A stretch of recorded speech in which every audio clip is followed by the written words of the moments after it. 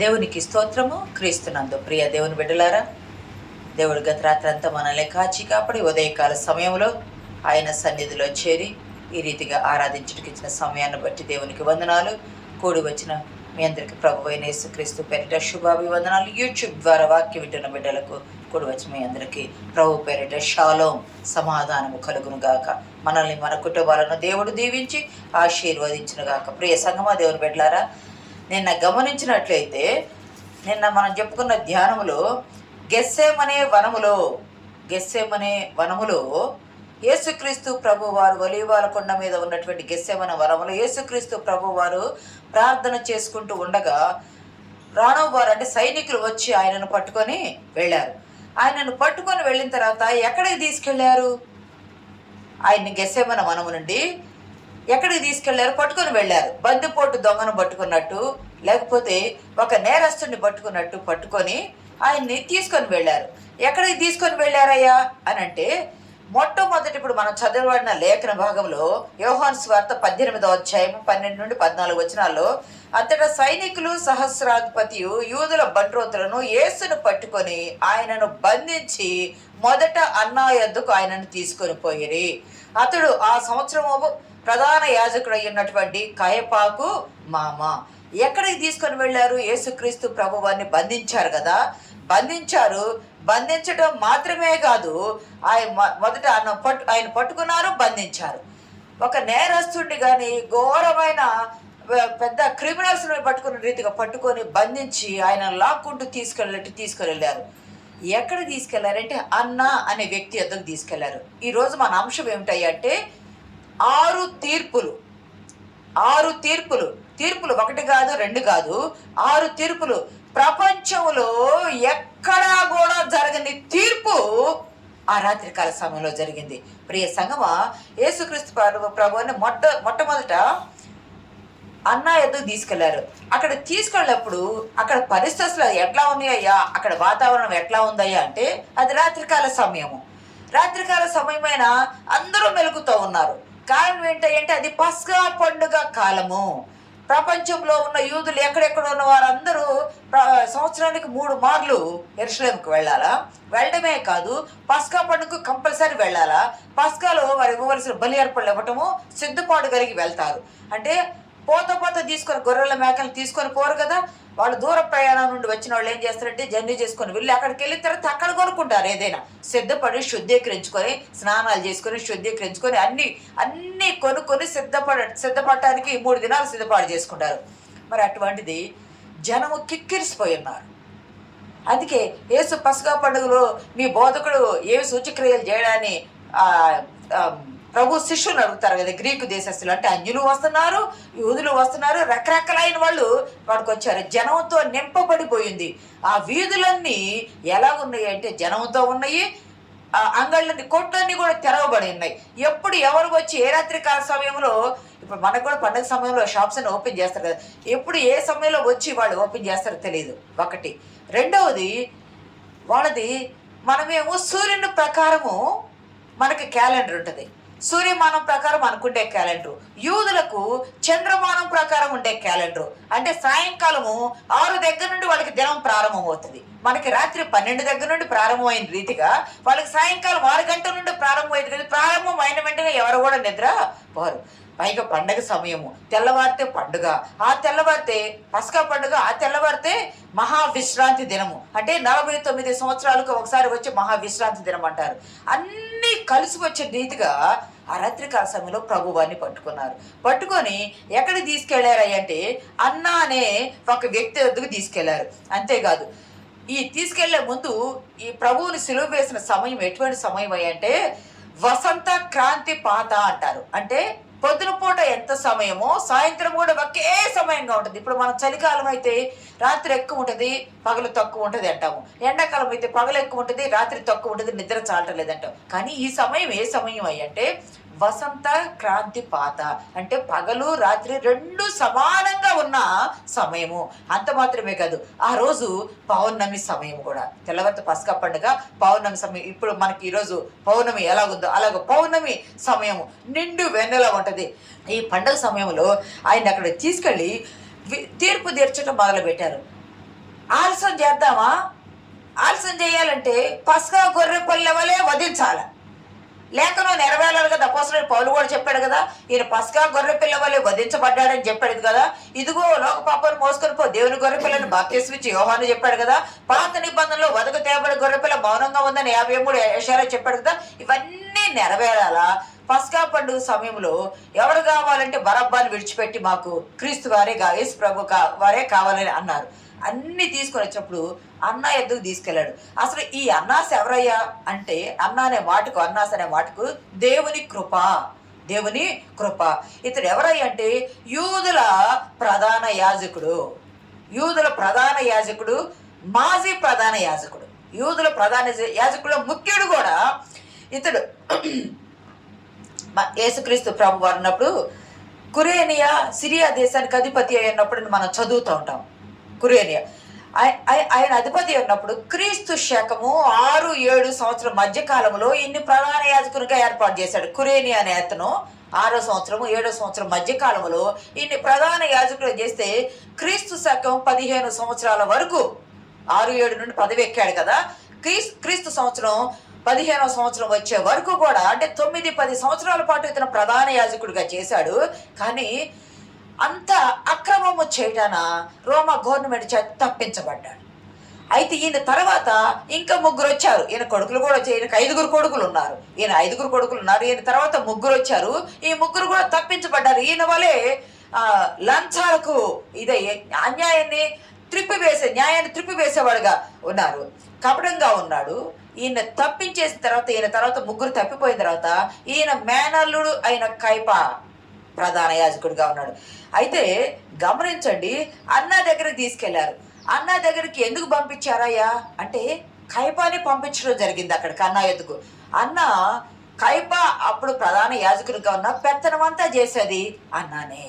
మామ ఆధ్వర్యంలో కైపా ఆధ్వర్యంలో మామ పెత్తనం చేస్తున్నాడు. మాజీ ప్రధాన యాజకుడు కదా. అదే హోదా, అదే గౌరవము, అదే మర్యాదలు అన్నీ ఆయన చనిపోయే వరకు కూడా ప్రధాన యాజకులకు అదే గౌరవం ఇస్తారు. రిటైర్డ్ అయిన తర్వాత కూడా ఇస్తారు. అన్ని పొందుకొని ఉన్నాడు కానీ అన్యాయస్తుడుగా ఉన్నాడు. ఆయన దగ్గరికి తీసుకెళ్లారు. కానీ ఆయన దగ్గర ఏ నేరమైన రుజువు పరిచాడా? ఏమి రుజువు పరచపోయినా అన్నాకి కోపం ఉంది. యేసుక్రీస్తు ప్రభు వారి మీద అన్నాకి కోపం ఉంది. ఎందుకు కోపం ఉంది అంటే అన్న కైపా బంధువులు కదా. బంధువులు అంత మాత్రమే కాదు, వాళ్ళ పిల్లలు కూడా ప్రధాన యాజకులుగా చేశారు. అంత మాత్రమే కాదు, ఈ అన్న అంట దగ్గర అన్న కైప అన్న కుమారులు వీళ్ళందరూ చేసిన యాజకత్వాన్ని బట్టి 50 సంవత్సరాల పాటు గౌరవం పొందుకున్నాడంట. 50 సంవత్సరాల పాటు ఉన్నతమైన గౌరవం పొందుకుని అతని మాట మీద అతని కొడుకులు కూడా లోబడే వాళ్ళకి అతని మాట మీదే వెళ్తూ ఉండేవాడంట. అయితే ఎందుకయ్యా ఈయనకి కోపం వచ్చింది అని అంటే, యేసుక్రీస్తు ప్రభు వారు మట్టల ఆదివారం రోజు అక్కడ గువ్వల మార్చు వారి పీటల బల్లలను, రూకల మార్చు వారి పీటలను పడగొట్టేశారు. అక్కడ వ్యాపార గొర్రెల మేకలు అమ్మేవారిని అయినా చెదరగొట్టేసి నా ఇంటిని దొంగల గుహగా చేశారా అని అక్కడ వాళ్ళ కొరడాలు తీసుకుని చెండకోలతో కొట్టినట్టు, కొరడాలతో గద్దించినట్టు ఉంటుంది. వాళ్ళందరూ ఎవరయ్యా అంటే ఈ అన్న కుమారులు ఏర్పాటు చేసిన వ్యాపారస్తులు. అక్కడ షాప్స్, దేవాలయపు షాప్స్ ఉంటాయి కదా. ఇప్పుడు అన్నా కుమారులు ఏర్పాటు చేసినటువంటి ఆ వ్యాపారాలు ఇవన్నీ వాళ్ళ ఎంత దుర్మార్గంగా గీస్తున్నారా అంటే, మన దగ్గర గొర్రెల మంది ఉంది, మన దగ్గర నుండి గొర్రెలను తీసుకొని పోతామే అంటే తీసుకొని పోవడానికి లేదు. మనం తీసుకెళ్ళిన మంచి గొర్రెను వాళ్ళు తీసుకొని వాళ్ళ దగ్గర ఉన్న కుంటిదాన్న, గుడ్డిదాన్న, జబ్బు కలిగిన దాన్ని ఇచ్చి దీన్ని బలివ్వండి అంటున్నారు. కుంటిదాన్నైనా గుడ్డిదాన్నైనా మీరు బలిగా ఇచ్చుట న్యాయమని బైబిల్లో పాత నిబంధనలో ఉంది కదా. గుడ్డిదాన్ని అంగవైకల్యం ఉన్నదాన్ని బలిగివ్వకూడదు. అటువంటి కూడా ఏం చేస్తున్నారు? అమ్ముతున్నారు, దొంగ వ్యాపారాలు చేస్తున్నారు. వ్యాపారాలు చేస్తా దేవునికి వ్యతిరేకమైన కార్యాలు చేస్తూ ఉంటుంది. యేసుక్రీస్తు ప్రభు వారికి కోపం వచ్చింది. 1, ఆయన మీద నా వ్యాపారం అంతా తీసివేస్తున్నాడని కోపం వచ్చింది. 1. 2, ఈయన్ని ఏమి చేయాలని చూస్తే ఈయన శిక్ష వేయొచ్చు కానీ శిక్షించే అధికారం వీళ్ళకి లేదు. శిక్ష వేయొచ్చు కానీ నువ్వు రాజువా అన్నట్టే, నువ్వన్నట్టే అన్నాడు. నువ్వు మెస్సయ్యవా అంటే నువ్వన్నట్టే అన్నాడు ప్రభువారు. అవును నేను మెస్సయ్యనే అన్నాడు. కానీ నువ్వు క్రీస్తువైతే, అభిషేకించబడినవైతే ఏది మాకు సూచక్రియలు చూపి అంటే ప్రభువారు అవన్నీ చెప్పరు, మౌనంగా ఉంటారు. అది అవమానించినట్టుగా భావిస్తారు వాళ్ళు. అందుకే అక్కడున్న ఒక బంట్రొత్తు ప్రభువారి ముఖం మీద కొడతాడు. నేను అన్న మాటలో తప్పేముంది, నేను అన్న మాటలో తప్పేముంది, నేను అన్నది నిజమే కదా అని ప్రభువారు అన్నప్పుడు నేను తప్పైనలే నువ్వు నన్ను కొట్టవచ్చు అంటారు. ప్రియ సంగమా, అట్లా ప్రభువుని హింసించి అక్కడ కొడతారు, ఒక బంట్రొత్తు కొడతాడు. కానీ అన్న ఏం చేస్తాడంటే తన కోపం అంతా ఒక బందీ వాళ్ళు బంధించి తీసుకొని వచ్చి కోపం తీర్చుకున్నాడు. కానీ శిక్షించే అధికారం లేక ఆయన ఎక్కడికి పంపించాడంటే కాయిపా యొద్దకు పంపించాడు. ఆ సంవత్సరం ప్రధాన యాజకుడు అయిన కాయిపా యొద్దకు పంపించాడు. మొదట అన్న యొద్ద తీర్పు జరిగింది. అక్కడ ఏమీ చేయలేదు, కానీ ఆయన నేరారోపణగా ఆయన నేను క్రీస్తుని అంటున్నాడు, మెస్సయ్యని అంటున్నాడు, దేవుని కుమారుని అంటున్నాడు, ఇవన్నీ అనుకొని ఆ శిక్ష కైపా అధికారం ఉంది కాబట్టి కైపా వేస్తే అధికారంగా ఉంటుందని చెప్పి యూదులు ఏమంటారు, నీకు ఏ అధికారం ఉంది మమ్మల్ని న్యాయం తీర్చడానికి, మమ్మల్ని రాజుగా తీర్పు తీర్చడానికి నిన్ను ఎవరు నియమించారంటారు కదా. అన్న శిక్షించడానికి అధికారం లేదు కాబట్టి కైపా యొద్దకు పంపించారు. మొదటి తీర్పు ఆ రాత్రికాల సమయంలో అన్న యొద్ద జరిగింది. రెండవ తీర్పు కైపా యొద్ద జరిగింది. జోసెఫ్ కైఫా అంటారు, ఏసేబు కైఫా అంటారు. కైఫా అంటే నొక్కు, ఏంటి ఇక్కడ నొక్కుంది అంటారు చూసాము, అట్లాగా నొక్కు అనే అర్థము. ఈయన ఎప్పుడు దాకున్నాడు అంటే క్రీస్తు శకము 25వ సంవత్సరం నుండి 36వ సంవత్సరం వరకు ఈయన దగ్గర 18 సంవత్సరాల పాటు ఈయనంతగా అన్ని రోజులు చేసిన వాళ్ళు ఎవరూ లేరంట ప్రధాన యాజకునిగా. 18 సంవత్సరాల పాటు ఈ కైపా చేశాడు. చాలా తెలివి కలిగిన వాడు, చాలా తెలివి అంటే చిత్తులు కలిగిన రాజకీయ తెలివి కలిగిన వాడు, ఎక్కువ కాలం చేశాడు.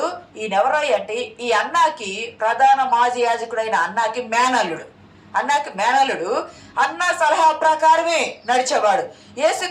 అన్న ఏమి చెబితే అది చేసేవాడు. ఈ అన్న కానీ ఈ కైపా కానీ యేసుక్రీస్తు ప్రభువాన్ని ద్వేషిస్తున్నారు. ఎందుకు ద్వేషిస్తున్నారు? ద్వేషించడానికి కారణం ఏమిటి అంటే, ఒకటి వాళ్ళ వ్యాపారాలను పాడు చేస్తున్నాడు ప్రభువు, బాగా ఆర్థిక పరమైన నష్టం వస్తుంది. రెండవది పస్కా పండుగ కాలంలో బాగా వ్యాపారం జరిగింది. ఈయన ఇవన్నీ తొలగించేస్తుంటే వీళ్ళకి లాభం పోతుందని ఆ కోపం ఉంది. రెండవది లోకమంతటా ఈయన వెంట వెళ్తుంది, లోకమంతటా ఈయన వెంట. యోహాను సువార్త 12:19 ఒక మాట చూడండి. ఈ కైప అన్నాలు ఎవరయ్యా అంటే యూదుల్లో కొన్ని తెగలు ఉన్నాయి. పరిసయ్యులు, శాస్త్రులు, సద్దుకైలు, హెరోదీయులు, జలోతీయులు, రకరకాల తెగలు ఉన్నాయి. కొన్ని తెగలు. పరిసయ్యులు అంటే ఏం చేస్తారు, మరణం ఉంది తర్వాత పునరుద్ధానం ఉందని కూడా నమ్ముతారు. కానీ సద్దుకాయలు అనే వాళ్ళు ఏం చేస్తారు, మరణం ఉంది ఇంకంతే, తిరిగి లేకపోవటం అనేది లేదు, పునరుద్ధానం ఉందని చెప్తే నమ్మేవాళ్ళు కాదు. ఈ అన్న కైపా సద్దుకాయల తెగకు సంబంధించిన వాళ్ళు. అంటే భక్తి ఉంటుంది, దేవుని వాళ్ళ ఆసక్తి ఉంటుంది, దేవాలయం అంటే భక్తి ఉంటుంది. కానీ వీళ్ళు ఎటువంటి వారై అంటే పరిసయ్యుల వలె మొండితనంగా ఉండరు. వాళ్ళు పరిసయ్యులు భలే నిష్ఠగా ఉంటారు. కానీ వీళ్ళు ఎట్లా ఉంటారంటే కొంచెం స్వేచ్ఛ భావాలు ఉంటాయి. స్వేచ్ఛ భావులు రాజకీయ లబ్ధి ఉంటుంది, అంతే కదా. ధర్మశాస్త్రంలో 5 మోషే రాసిన 5 ఉంటాయి కదా, 5 ధర్మశాస్త్రంలో 5 ఆది, నిర్గమ, లేవి, సంఖ్య, ద్వితీయ, వీటికి మాత్రమే ప్రాధాన్యతనిస్తారు. దేవాలయం వేళ ఆసక్తి శ్రద్ధ బాగానే ఉంటుంది, భక్తి బాగానే ఉంటుంది. కానీ దానిలో కపటం కూడా కలుపుకునే మనసు కలిగిన వాళ్ళు వీళ్ళు మాత్రమే సద్దుకాయలండి. ఇంకోటి ఏంటంటే పునరుద్ధానము లేదని నమ్మేవాళ్ళు, ముఖ్యంగా పునరుద్ధానము లేదని నమ్మేవాళ్ళు. వీళ్ళు యెరూషలేములోనే నివాసం ఉంటారు, పైగా బాగా ధనవంతులు యెరూషలేములో నివాసం ఉండటము, బలము అధికారము కలిగిన వాళ్ళు కాబట్టి పరిసయ్యుల మీద అందరి మీద పెత్తనం చేసే అంత కెపాసిటీ సంపాదించుకున్నారు వీళ్ళు. అంత మాత్రం ఇది వీళ్ళు మాటలే చెల్లుబాటే. ఇది యూదులు నికోదేము కానీ అరిమత యేసేపు వీళ్ళు ఉన్నారు చూసారా, వీళ్ళు పరిసయ్యులే. వీళ్ళు యూదులే కానీ పరిసయ్యులు. వీళ్ళకంటే ఈ సద్దుకాయలు అన్నవాళ్ళు పవర్ఫుల్గా ఉన్నారనమాట. ఈ సద్దుకాయలు మరణం తర్వాత పునరుద్ధానం లేదని నమ్మేవాళ్ళు కాబట్టి యేసుక్రీస్తు ప్రభు వారు చనిపోయి నన్ను పట్టబడతానయ్యా, నేను చనిపోయి తిరిగి లెగుస్తానయ్యా, మిమ్మల్ని కూడా లేపుతానయ్యా, నేను మరలా వస్తానయ్యా అని చెబుతుంటే వీళ్ళు చెప్పే సిద్ధాంతము బోధకి ఈయన చెప్పేది వ్యతిరేకంగా ఉంది. అరే మేము ప్రజలను పునరుద్ధానం లేదని మేము చెబుతూ ఉన్నాము, ఈయనేమో మళ్ళా నేను చనిపోతాను తిరిగి లెగుస్తాను మళ్ళీ మీ దగ్గరకు వస్తానని చెప్తాడు. మా బోధకు వ్యతిరేకంగా ఉంది. లోకమంతా ఆయన వెంట వెళ్తుంది అన్నారు కదా యోహాను సువార్త 12:19 లోకమంతా ఆయన వెంట వెళ్తుంది. ఎందుకయ్యా, ఆయన చనిపోయిన యాయిరు కుమార్తెను లేపారు, చనిపోయిన నాయను విధవరాలి కుమార్ని లేపారు, చనిపోయిన లాజర్ను లేపారు, నేను చనిపోతాను, మూడవ దినము తిరిగి లెగుస్తాను, మిమ్మల్ని కూడా లేపుతాను, మిమ్మల్ని 12 సింహాసనం మీద కూర్చోబెడతాను శిష్యులకు చెప్తుంటే ప్రజలందరూ ఈయన చేసిన అద్భుత కార్యాలు, ఆశ్చర్య కార్యాలు ప్రజలు చూసి ప్రజలంతా వీళ్ళు అంతకుముందు మీరేనా అయ్యాను వంగి వంగి దండాలు పెట్టేటువంటి ఈ అన్నా కైపాలకు ఇప్పుడు వాళ్ళని విడిచేసి ఈయన వీళ్ళ వైపు ప్రభు వారి వైపు వస్తున్నారు. అధికార మార్పును భరించలేకపోతున్నారు. ఈయన వస్తే ఈయన ఎక్కడ మా పదవి పోయిద్దో అని చెప్పి ఈయన చాలా అయితే ఈయన ఏం చేస్తాడు? యోహాను సువార్త 11వ అధ్యాయము 48 నుండి చదవండి ఒకసారి ఫాస్ట్గా.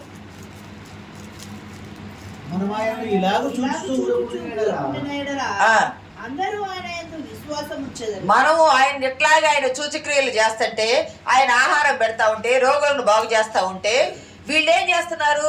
డబ్బుల మీదే ధ్యాస పెట్టారు.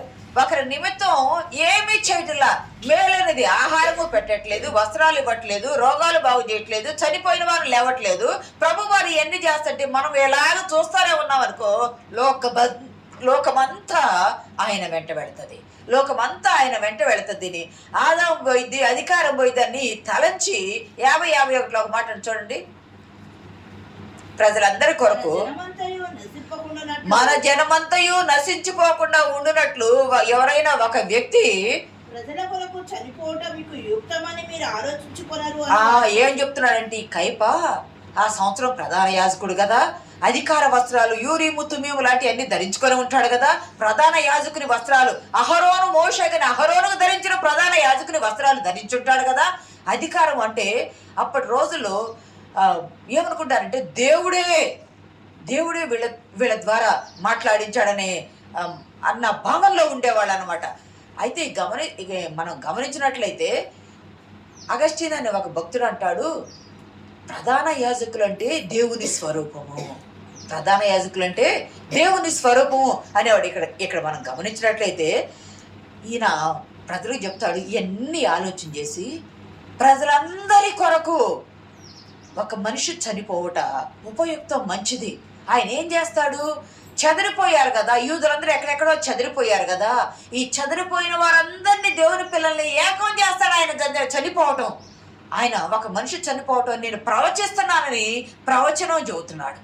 ప్రవచిస్తున్నానని బిలాము చెప్పిన ప్రవచనంలాగా ప్రవచనం చెబుతున్నాడు. ఒక మనిషి చనిపోవాలా అని చెప్తున్నాడు. ఇవన్నీ గమనిస్తుంటే యేసుక్రీస్తు ప్రభు వారి మీద ఎందుకు నేపాలు మోపుతున్నారు? వాళ్ళు ఏమని నేపాలు మోపుతున్నారంటే, మీరు దేవాలయాన్ని బడగొట్టండి, నేను 3 దినాల్లో కడతానంటున్నాడు. హేరోదు 46 సంవత్సరాలు కట్టాడు ఆ దేవాలయం. యేసుక్రీస్తు ప్రభు వారైన దేవాలయం ఏంటి? ఆయన దేహము అనే దేవాలయము. నా దేహం అనే దేవాలయం పడగొడితే నేను 3 దినాలు తిరిగి లేవుస్తా, మళ్ళీ కడతాను అని ఆయన ఆత్మీయంగా చెప్పారు. వీళ్ళేమో భౌతికంగా కట్టబడిన 46 సంవత్సరాలు కట్టబడిన దేవాలయాన్ని చెప్తుంది కదా. ఈ యూదులు అనేవాళ్ళు దేవుని గురించి కానీ, దేవాలయం గురించి కానీ, దేవుని కుమారుని చెప్పుకుంటే అసలు ఒక్క కించిత్ కూడా భరించలేరు. దేవుని నామానికి ఎంత అవమానం కలుగుతుంది ఇది అవమానం అని అనుకుంటున్నారు, కానీ వారు చేసే పని అవమానకరమైందని వారు గమనించలేకపోతున్నారు. ఇక్కడ గమనిస్తే 3 దినాల్లో కడతన్నారు. అది వారికి కోపాన్ని పుట్టించింది. కోపమే కదూ, ఉగ్రతను పుట్టించి ద్వేషాన్ని, ఆయన మీద ద్వేషాన్ని, ఆయన చంపాలంత కసిని పుట్టించింది.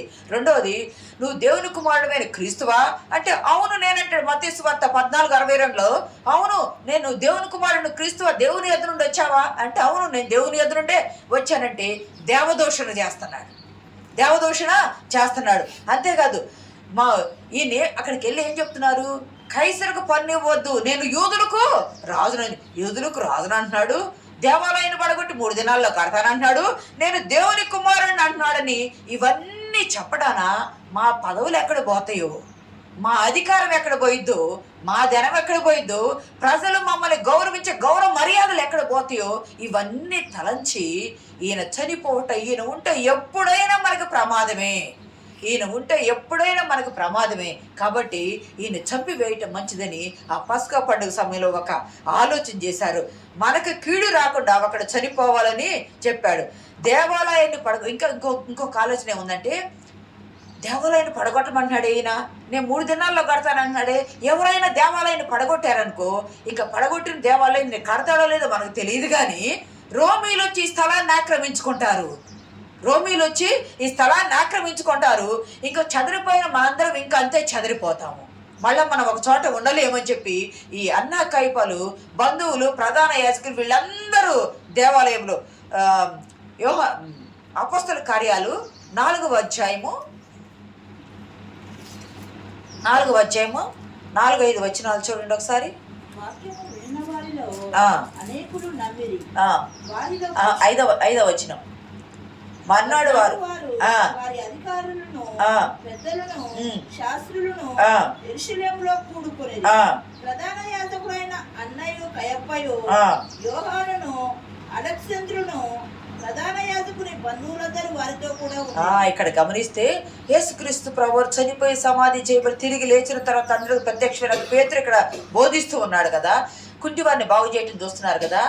ఈయన చనిపోయిన వాళ్ళని లేపారు, కుంటి వాళ్ళని బాగు చేస్తున్నాడు. ఈ అధికారం ఎక్కడ వచ్చిందని అన్న ప్రధాన యాజకుడైన కయప, ఆయన యోహాను, అలెగ్జాంద్రు బంధువులందరూ కలిసి వీళ్ళని పట్టుకుని చెరసాల్లో వేయాలని చూస్తున్నారు.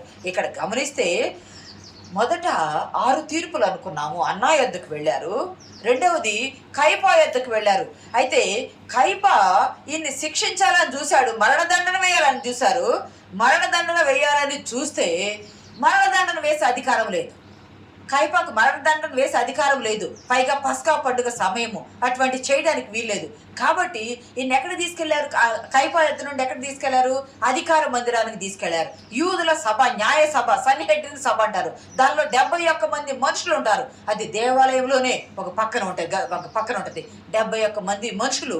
దానిలో నికోదేము, అరిమత్తయ్య, యేసేపు కూడా ఉంటారు. ఆ 71 మంది మనుషుల్లో ఈ అన్న మాజీ ప్రధాన యాజకుడిగా ఉండి మొత్తం చక్రం తిప్పేవాడంట.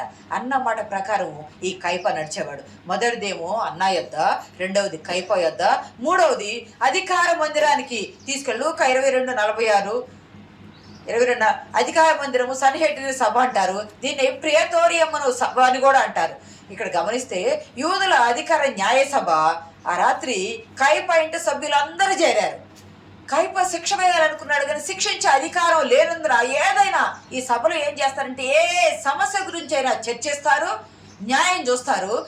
చర్చించే న్యాయం చూసి శిక్షించాలనుకుంటారు. శిక్షించే అధికారం లేదు కాబట్టి యూదుల అధికార మందిరం దగ్గర తీసుకెళ్ళి వాళ్ళు ఏం చేస్తారంటే తీర్పు తీర్చాలని చూస్తారు. ఆ రాత్రికాల సమయంలో 71 మంది సభ్యులతో కూడుకున్నది. కానీ నైట్ తీర్పు తీర్చరు వాళ్ళు. తెల్లవారగానే అధికార మందిరంలోకి వచ్చేసారు. ఎందుకంటే పస్కా పండుగ, ఆ పగలంతా వాళ్ళు ఏమి చేయడానికి ఉండదు కదా. తెల్లవారగానే అధికార మందిరంలో అందరూ కూరుకొని ఆ సంగతులు పరిశీలించి ఈయన్ని మనం ఏమీ చేయలేము, ఈయన మనం శిక్షించలేము. ఎందుకంటే పస్కా పండుగ రోజు ఎలాంటి విచారణ చేయకూడదు ఒకటి. రెండోది, యేసుక్రీస్తు పక్షాన ఏ న్యాయవాదులు కూడా లేరు. అంతేకాదు మరణదండన శిక్ష అయితే 2 రోజులు విధించాలా. మరణదండను విధిస్తున్నాయి. ఏంటి మరణదండను విధించాలి. ఆయన దేవదోషణ చేస్తున్నాడు. వస్త్రాలు చించుకున్నాడు కయప. వస్త్రాలు చించుకోకూడదు, ఎందుకంటే కోపాన్ని వ్యక్తం చేయటం, అది వస్త్రాలు చించుకోవడం అంటే చాలా ఘోరంగా పరిగణిస్తారు. కోపాన్ని వ్యక్తం చేస్తున్నారు. అటువంటి సమయాన 2 రోజులు విచారణ చేయాలి. 2 రోజులు విచారణ చేయాల. గంటల వ్యవధిలోనే విచారణ చేశారు. 1 రోజులోనూ మరణదండను విధించారు. ఆ సన్నిహెడ్రిన్ సభ ఏం చేసింది? 1 రోజులోనే మరణదండను విధించింది. మరణదండన అయితే విధించారు, కానీ ఆ మరణాన్ని అమలు చేసే అధికారం వీళ్ళకి లేదు. ఆ మరణాన్ని అమలు చేసే అధికారము వీళ్ళకి లేదు. కాబట్టి ఇక్కడ ఎందుకయ్యా ఇలా చేశారు అంటే, తెల్లవారి నడిపారు. రాత్రంతా అన్నా కైపల దగ్గర ఉన్నారు. తెల్లవారి అధికార మందిరం నడిపారు. అక్కడ నుండి ఇంకా వేరే చోటకి పంపించారు, పిలాతు యొద్దకు పంపించారు. ప్రియ సంగమా, ఇదంతా ఎందుకు జరిగిందా అంటే యెషయా గ్రంథం 53:8 ఒక మాట ఉంటుంది. చూసి ముగించుకుందాము, మిగిలింది రేపు చెప్పుకుందాం. 8 అన్యాయము తీర్పు పొందిన వాడై అతడు కొనిపోబడేను. అతడు నా జనులను అతిక్రమమును బట్టి మొత్తబడేను కదా. అన్యాయపు తీర్పు నొందిన వాడై, ఈయన ఏమన్నా ఉందా? నేను దేవుని కుమారుడిని మాట్లాడే హక్కు ఎవరికైనా ఉంది. నేను దేవుని కుమారుడిని అంటే అవునో కాదని వదిలివేయాల. కానీ నువ్వు దేవుని కుమారుడు, మా దేవుని దేవదోషణ చేస్తున్నావు అన్నారు. రెండవది, దేవాలయాన్ని పడగొడతావని దేవునికి సంబంధించిన విషయంలో నువ్వు తలదూర్చి మా దేవాలయాన్ని మమ్మల్ని అవమానించావని అన్నారు. మూడవది ఏం చేస్తున్నారంటే రకరకాలుగా ఇన్ని దేవదూషణ రాజద్రోహం అన్ని నేరాలు మోపి ఆయన సిలువకు వేయాలని అప్పగించారు. మరణదండన అయితే వేయాలని విధించారు, కానీ మరణదండన విధించే హక్కు రోమా గవర్నమెంట్కి ఉంది, కానీ వీళ్ళకు లేదు. ఇక్కడ నుండి వెంటనే తెల్లవారి వేశారు, వెంటనే మళ్ళా పిలాతు ఎదురు పంపించారు. ప్రియ సంగమా, అన్యాయపు తీర్పు నిందిన వాడై ఆయన కొనిపోబడిను అనే ప్రవచనము ఇక్కడ నెరవేరుతుంది. మిగిలిన భాగం రేపు చెప్తాను.